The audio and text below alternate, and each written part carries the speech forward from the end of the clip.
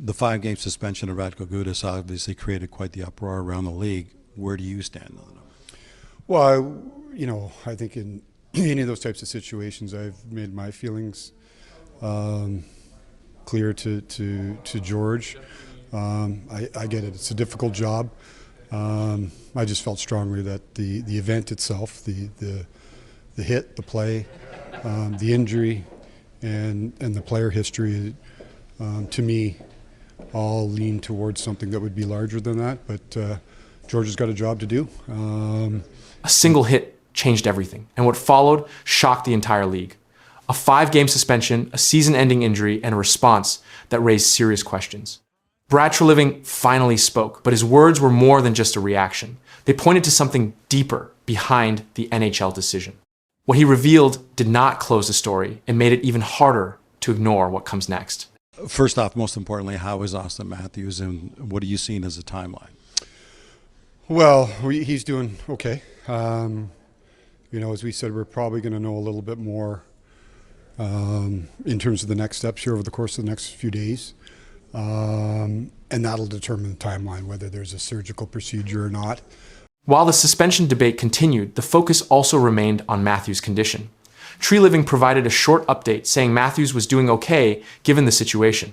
However, he made it clear that more information would come soon and that the next steps could include a decision about surgery. That uncertainty left the timeline open and the situation far from settled. The moment began with a hit that quickly became one of the most talked about plays in recent NHL coverage. Auston Matthews, the captain of the Toronto Maple Leafs, suffered a serious knee injury during that play. Reports confirmed that the injury could end his season. Medical evaluation was still ongoing, but early updates made it clear the situation was serious and could affect the team's remaining games. Shortly after the incident, the NHL Department of Player Safety reviewed the play involving Radko Gudas. The league announced a 5-game suspension. The decision was based on several factors, including the nature of the hit, the injury outcome, and the player history. Once the suspension was issued, no further changes were announced by the league. The ruling stood as final. The reaction from Toronto followed quickly. General Manager Brad Treliving addressed the media and gave a controlled but direct response. He confirmed that he had already spoken with NHL officials about the decision. In his statement, he said, "I have made my feelings clear to George." This referred to George Peros, who leads the Department of Player Safety. That line confirmed that discussions had already taken place behind closed doors. Treliving then explained how he viewed the situation. He focused on 4 key elements: the hit, the play itself, the injury, and the player history. He said, "I just felt strongly that the event itself, the hit, the play, the injury, and the player history, to me, all lean towards something that would be larger than that." His statement directly addressed the length of the suspension. He did not challenge the authority of the NHL, but made his position clear. He acknowledged the role of the league, stating George got a job to do. At the same time, he added, "We certainly felt that a stiffer penalty should have been had." That sentence became the strongest part of his response and quickly gained attention across reports. The update on Auston Matthews did not provide a final timeline. Brad Treliving explained that the next few days would be critical in deciding what happens next. He said, "We are probably going to know a little bit more in terms of the next steps here over the course of the next few days." That meant the medical team was still reviewing the injury before making a full decision. The possibility of surgery remained a key factor. He added that the timeline depends on that decision. He said that will determine the timeline whether there's a surgical procedure or not. This confirmed that recovery length was not yet fixed. The team could not give a clear return date. That left a major gap in planning for the remaining games, as the Maple Leafs would now have to continue without their captain. At the same time, the 5-game suspension for Radko Gudas remained unchanged. The NHL did not issue any further statements or adjustments after the initial ruling. The Department of Player Safety had already completed its review. The decision was based on league standards and no appeal or extension was reported. That closed the case at the league level, but reactions continued to build. Treliving made it clear that not all discussions were public. He said a lot of those conversations I will leave behind closed doors. This indicated that further communication had taken place between the team and the league.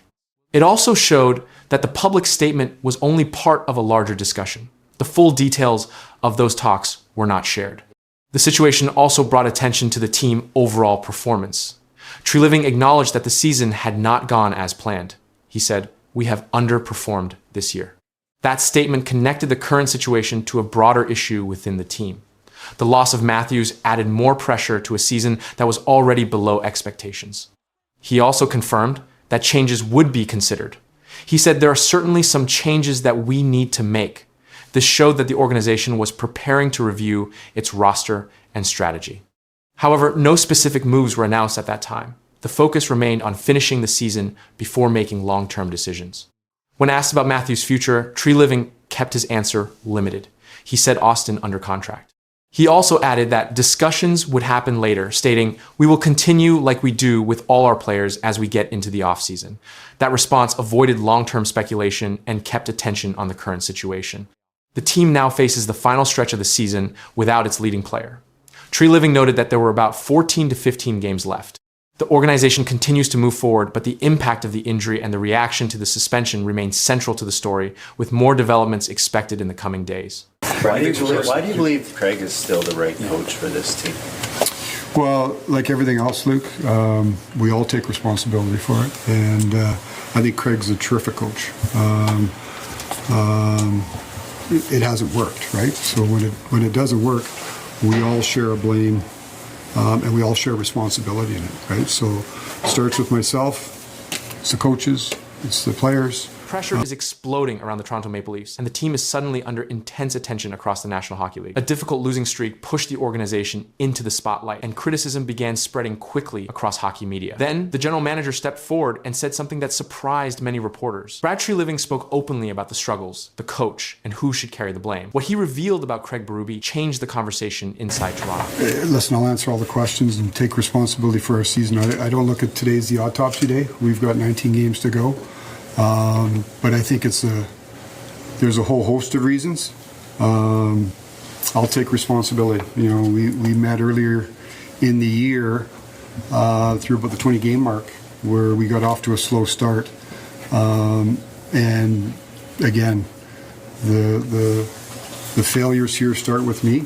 The Toronto Maple Leafs entered the season with strong expectations, and the roster included Captain Auston Matthews, Mitch Marner, William Nylander, and John Tavares. The organization expected to compete near the top of the Atlantic Division. Instead, the team fell into a difficult stretch that raised concern across the league. During that stretch, the Maple Leafs lost several games in a short period, and the team struggled with consistency on both offense and defense. Injuries also affected the lineup, which created even more problems for the coaching staff. Forward Auston Matthews missed games earlier in the season with a lower body injury, while William Nylander also missed time because of injury concerns. Defenseman Chris Tanev was ruled out for a significant period because of a groin injury. These absences created instability in the roster while the team was already trying to recover from losses. The situation placed heavy attention on the coaching staff. Craig Berube was in his second season as head coach of the Maple Leafs. Berube joined Toronto after previously coaching the St. Louis Blues, and in 2019, he led the Blues to the Stanley Cup Championship. His reputation in the National Hockey League is connected to physical hockey and very direct communication with players. As the losses continued, questions started appearing in media coverage about the future of the coaching staff. Reporters asked whether Toronto might consider another coaching change if the results did not improve. That question quickly became the main topic surrounding the team. General Manager Brad Treliving addressed the issue during a media availability with reporters. He began by acknowledging the team's poor start to the season, and he accepted responsibility for the situation. Treliving told reporters, "We are not where we want to be or where we believed we would be, and we have underperformed, and I take responsibility." The statement immediately shifted attention toward management accountability, because in the National Hockey League, the general manager is responsible for building the roster and making major decisions about the coaching staff and player contracts. Treliving's comment placed part of the responsibility directly on the front office. Reporters then asked about head coach Craig Berube because speculation had started that the losing streak could put Berube's position at risk. Treliving responded by defending the head coach and explaining that the organization still believed in his leadership. Treliving told reporters Craig did not become a bad coach overnight. He also explained that solving the problem would require effort from the entire organization, including the players, the coaching staff, and management. Treliving said, "The way out of it for me is not pointing fingers, but digging in together, and I have all the faith in the world in him." Those remarks made it clear that management was not placing the blame on the coach alone. The message from the front office was direct, and the Maple Leafs would attempt to correct their performance as a group. However, the head coach did point to problems with execution during game. Berube explained that coaches can provide systems and instructions, but the players must supply intensity and competitiveness during during each shift. His comments focused on what he believed the team needed to change immediately. Berube told reporters they have to bring the heart and competitiveness that is needed, and they have to bring that, and they have to want to bring that. The coach also explained that emotional speeches alone cannot fix performance problems on the ice, and he described the limits of coaching influence once a game begins. Berube said, "We can bring the X's and O's, and I can go in there and yell and scream at them all I want, but that does not do anything either." Those remarks highlighted clear frustration inside the coaching staff. According to Berube, the team was not playing the type of hockey required to win games in the National Hockey League. The coach pointed to decision-making with the puck as one of the key problems during the losing stretch. Berube explained that the team needed to simplify its style of play, and he said the Maple Leafs were trying to make complicated plays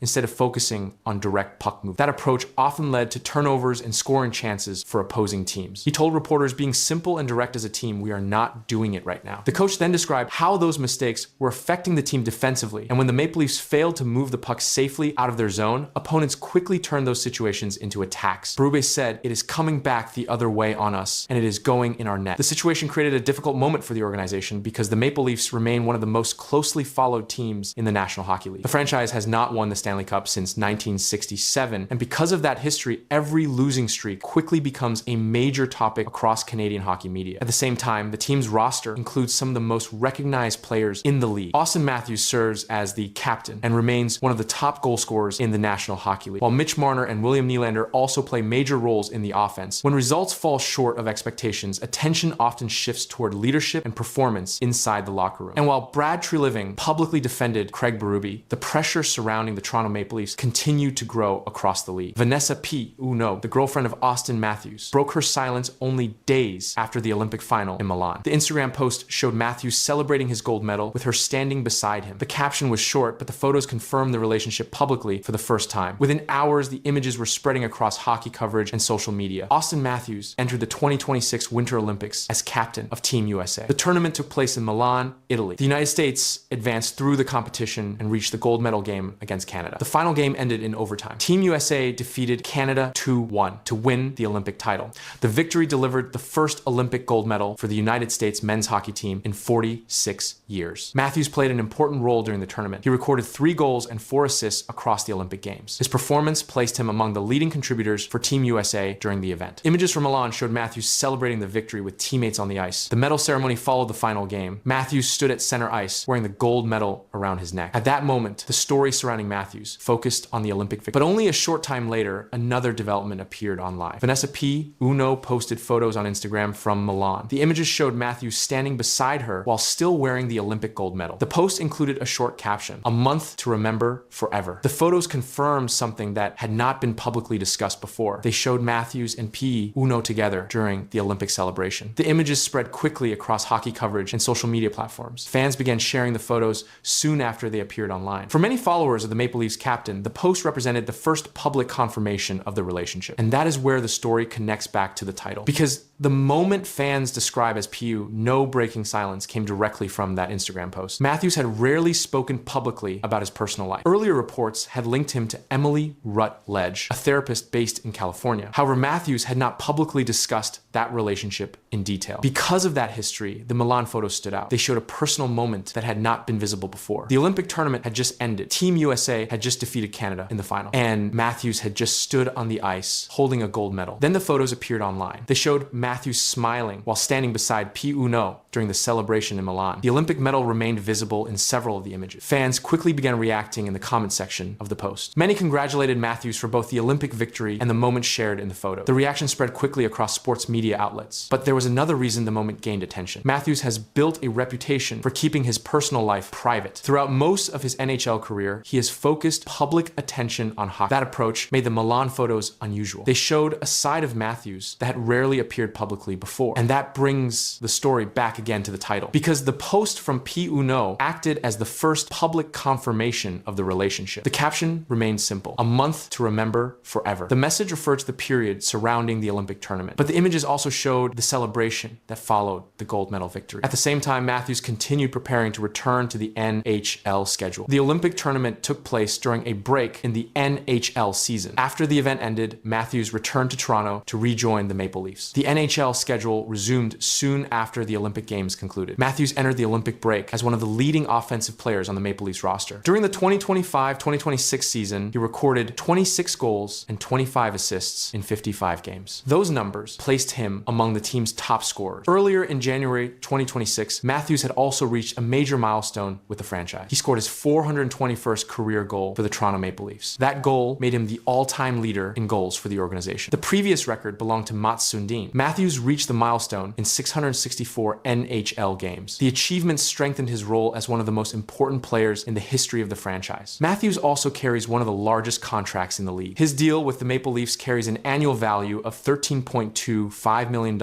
and runs through the 2027-2028 NHL season. That contract reflects his position as the central player on the Toronto roster. Because of that role, events connected to Matthews often draw attention from fans and media. The Milan photos became one of those moments. They appeared during the same week as the Olympic victory. They showed Matthews standing beside Pete Uno while celebrating the gold medal. And the caption attached to the photos remained short but clear: "A month to remember forever." The message stayed visible while fans continued sharing the images across social media. The photos captured two developments happening at the same time. One showed Matthews celebrating an Olympic championship with Team USA. The other revealed a personal relationship that had not been publicly confirmed before. Both events occurred within the same short period, and both became part of the story surrounding Auston Matthews during the 2026 hockey season. Yeah, I thought we started better. I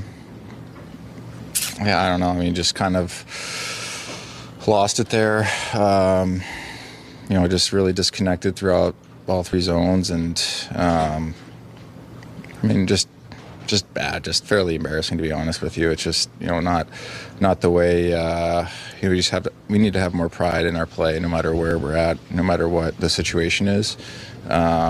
We just have to have more pride in our game, and we didn't have that tonight. Shockwaves hit the Toronto Maple Leafs locker room after a crushing 5-2 loss. Cameras were still rolling when the captain stepped forward and said words that no one expected to hear. Auston Matthews did not hold back. He called it fairly embarrassing. In that moment, everything shifted, and what he said next sent a stronger message than the score itself. The Toronto Maple Leafs lost 5-2 to the Ottawa Senators. It was their third straight loss. The defeat came after the Olympic break during a stretch where the team has struggled to regain rhythm. Ottawa scored early and controlled long portions of the game. Toronto allowed 5 goals and failed to close the gap. After the final horn, Auston Matthews spoke to reporters. His tone was direct and steady. He said, "Just bad, just fairly embarrassing, to be honest with you." The quote was reported by Reuters and repeated across national outlets. Matthews did not shift blame, and he focused on the team's overall effort. He continued with another clear message: "We need to have more pride in our play no matter where we are at, no matter what the situation is." That statement became a headline within minutes. The captain pointed to pride and accountability rather than tactics. His words addressed the entire group inside the room. The loss marked the third consecutive defeat for Toronto. During this stretch, the team allowed multiple goals in each game. Defensive coverage gaps appeared in key moments, and opponents converted scoring chances off turnover. Against Ottawa, those breakdowns led to sustained pressure in the defensive zone. Ottawa built momentum early in the game, and Toronto trailed after the first period. Attempts to respond in the second period did not change control of play. The Senators capitalized on defensive mistakes and extended their lead. Toronto's power play did not generate a shift in pace. Matthews also spoke about the mental toll of losing and said that losing like this definitely wears on you. That quote was published by multiple outlets, including The Score. It marked a rare public admission of frustration from the captain, and his comments reflected concern about consistency and performance. Toronto remains in the playoff race. Points lost during this skid have tightened the standing. Every game carries weight, and the 3-game losing streak has increased pressure on the roster and coaching staff. The Senators' victory added to that urgency. Matthews has been measured in past post-game interviews, but in this case, his language was stronger than usual. National coverage highlighted the difference in tone. The word embarrassing stood out and framed the performance in direct terms. The losing streak began immediately after the Olympic break. In those 3 games, Toronto surrendered multiple goals in each contest. Offensive production declined compared to earlier stretches of the season, and the margin between wins and losses narrowed. Each defeat added pressure to the standings. Matthews did not reference injuries or scheduling, and he did not mention officiating. His comments centered on effort and pride, and that focus stood out. As captain, his statements carry weight inside the room and across the organization. The remarks were delivered without hesitation. The Senators' win strengthened their position in the season series. Ottawa maintained control through disciplined neutral zone play, and Toronto struggled to generate consistent offensive pressure. The power play did not alter the outcome, and these details were outlined in multiple game reports, reinforcing the context behind Matthews' frustration. Head coach Craig Berube Berube addressed the media separately, and reports indicated preparation would continue without public conflict. No teammate publicly disputed Matthews' comments, and the team moved into practice sessions with the next game approaching quickly. The schedule allowed little recovery time. Standings data showed Toronto still within playoff contention, but recent losses reduced separation from nearby teams. Points gained by rivals increased urgency, and each remaining game carries significance. Matthews' statement framed that reality in direct language. During the three-game skid, defensive coverage lapses appeared in high-traffic areas, and opponents created chances off rebounds and slot passes. Those patterns were cited in post-game summaries, and the Senators' 5-goal performance reflected that trend. The numbers align with the captain's assessment. Matthews' history with media availability has typically featured balanced evaluations, but this instance differed. National outlets highlighted the sharper tone, and the captain's call for more pride became the defining takeaway from the night. Practice resumed shortly after the loss, and focus turned to adjustments and preparation. The next performance will be measured against the captain's public challenge. His words remain part of the official record, and the response on the ice will determine how this moment is remembered. Breaking now at noon, Pittsburgh Penguins captain Sidney Crosby is officially out. KDKA sports reporter Cassidy Wood is here in the studio with us this afternoon. Cassidy, this isn't just 1 or 2 games without Sid. Yeah, that's right, Barry. Unfortunately, Sid will miss a minimum of 4 weeks now. Just not the news we wanted to hear today as the Penguins. More bad news has just hit Sidney Crosby, and this time it could shake the entire Penguins season. The Olympic injury that forced him out of the gold medal game is now confirmed to sideline him for weeks. Pittsburgh has placed its captain on injured reserve. The timing is critical, the impact is immediate, and the consequences are still unfolding. The Penguins return to the ice tomorrow after the Olympic break without Sidney Crosby. Crosby is out for at least 4 weeks. Fans have been waiting for news on his status since he was hurt while playing on the Canadian Olympic team. Yeah, it really is, Christine. You know, especially when you consider that Sidney Crosby has really been an Iron Man for the last 4 years for the Pittsburgh Penguins. He has missed only 2 of their last 300 games, but that now is going to change today. The Pittsburgh Penguins confirmed that Sidney Crosby will miss a minimum of 4 weeks because of a lower body injury. The injury happened during the 2026 Winter Olympics in Milan. Crosby was hurt in Canada's quarterfinal game against Czechia. He left the ice late in the second period after getting tangled along the boards and did not return to the game. After evaluation, the Penguins placed Crosby on injured reserve. The team announced the move following his return from Italy. Being placed on injured reserve means Crosby cannot play during this recovery period, and the team can adjust its roster while he heals. The 4-week timeline is the minimum. His status will depend on medical evaluations in the coming weeks. Crosby did not play in Canada's semifinal game against Finland. He also missed the gold medal game against the United States. Canada went on to lose the final 2-1 in overtime. Before the injury, Crosby recorded 6 points in 4 Olympic games. He was serving as captain of Team Canada during the tournament. After the gold medal game, Crosby spoke about the injury. He said he was pretty close to playing, but ultimately could not go. He also said he did not have an issue with the hit that led to the injury. According to reports, he credited the medical staff in Italy for giving him a chance to attempt a return. At the time of the injury, Crosby was leading the Penguins in scoring this season. Before the Olympic break, he had 27 goals and 32 assists in 56 games. Despite his age, he has remained one of Pittsburgh's top offensive producers. The Penguins entered the Olympic break with a 29-15-12 record. They were sitting in second place in the Metropolitan Division with 70 points. The team now faces a tight schedule over the next several weeks. Reports indicate Pittsburgh has 26 games remaining in the regular season, including a stretch of 15 games during the next 4 weeks, while Crosby is expected to be out. The following day, Canada's head coach said it was too soon to confirm Crosby's availability for the semifinal. Crosby did not dress for the semifinal matchup against Finland. Connor McDavid took over captain duties in his absence. Canada advanced to the gold medal game, but Crosby was again ruled out before the final against the United States. The United States defeated Canada 2-1 in overtime to win the gold medal. Crosby watched from the sidelines. His Olympic tournament ended with 6 points in 4 games. Those numbers included goals and assists from the opening round games before the injury. His absence in the medal rounds changed Canada's lineup structure. After returning to Pittsburgh, Crosby underwent further evaluation. Canada comes back. Yeah. They tie it in the second period, and then in overtime, it's Jack Hughes for the USA. Unbelievable. It's so fitting that the game went to overtime because both of these teams, you know, the favorites coming into the tournament, were pushed to overtime earlier in the week in the quarters. So, I mean, I was hoping it would go to overtime for extra. The golden goal ended a 46-year wait, and the celebration was loud. The images of Jack Hughes without his front teeth spread across the world within minutes, and less than 24 hours after overtime in Canada, Hughes delivered an update that shifted the focus away from the medal onto his condition. And that update carried consequences beyond the Olympic stage. Jack Hughes scored the overtime winner against Canada in the Olympic men's hockey final, and the goal secured the United States' first Olympic gold medal in men's hockey since 1980. The game ended in sudden death, and the final score was 2-1. One shot decided the championship as Hughes received the puck, released a quick shot, and beat the Canadian goaltender, and officials confirmed the goal immediately while Team USA left the bench in celebration. The victory ended a 46-year gold medal drought for U.S. men's hockey, and the last Olympic gold came in 1980 at Lake Placid. That team defeated the Soviet Union before winning gold, and this time, National Hockey League players led the roster, and Hughes' overtime goal placed him at the center of that historic moment.